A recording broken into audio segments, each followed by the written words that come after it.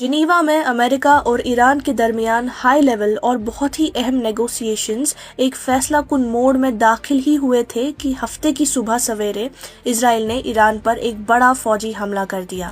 بعد میں American officials نے تصدیق کی کہ واشنگٹن بھی اس آپریشن میں شریک تھا۔ یہ حملہ اس کے صرف ایک دن بعد کیا گیا جب امریکن ایئر کرافٹ کیریئر USS جیرالڈ آر فورڈ اسرائیل کے قریب تعینات ہوا، جسے ممکنہ ایرانی جوابی کارروائی کے خلاف ایک پریکاشنری اور ڈیٹرنٹ قدم کے طور پہ دیکھا گیا، خاص طور پہ امریکہ اور اسرائیل کی مشترکہ اسٹریٹجی کے تناظر میں۔ مقامی میڈیا رپورٹس کے مطابق ایرانی دارالحکومت تہران میں کئی دھماکوں کی آوازیں سنی گئی۔ اسی طرح کرمانشاہ، لورستان، تبریز، اصفہان اور کرج سے بھی دھماکوں کی اطلاع ملی۔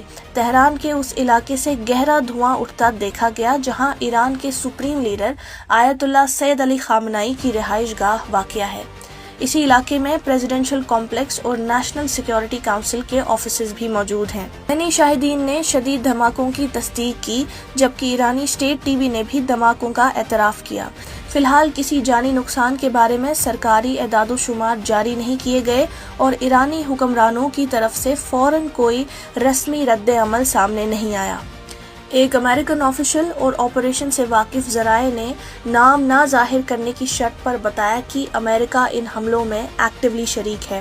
اسرائیلی ڈیفنس منسٹر اسرائیل کاٹز نے اس آپریشن کو خطرات کے خاتمے کے لیے ضروری قرار دیا، لیکن مزید تفصیل بتانے سے گریز کیا۔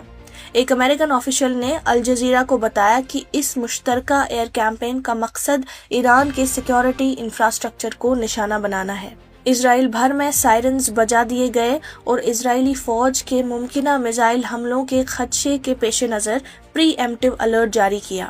سویلین پاپولیشن کو بام شیلٹرز کے قریب رہنے کی ہدایت دی گئی۔ جواب میں ایران نے اپنی ایئر سپیس بند کر دی۔ ایران کے سول ایویشن آرگنائزیشن کے اسپوکسمین ماجد اکھاون نے اعلان کیا کہ نوٹام جاری کر دیا گیا ہے۔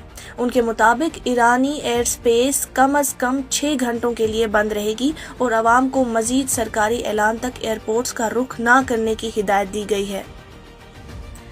یہ حملہ واشنگٹن اور تہران کے درمیان نہایت حساس ڈپلومیٹک ٹاکس کے دوران کیے گئے۔ Arab centre for research and policy studies کے ایرانین اسٹڈیز یونٹ کے ڈائریکٹر اور جارج ٹاؤن یونیورسٹی قطر کے پروفیسر مہران کمراوا نے اشارہ دیا کہ اسرائیل شاید ان نیگوسیشنز کو سیبوٹاج کرنا چاہتا ہے۔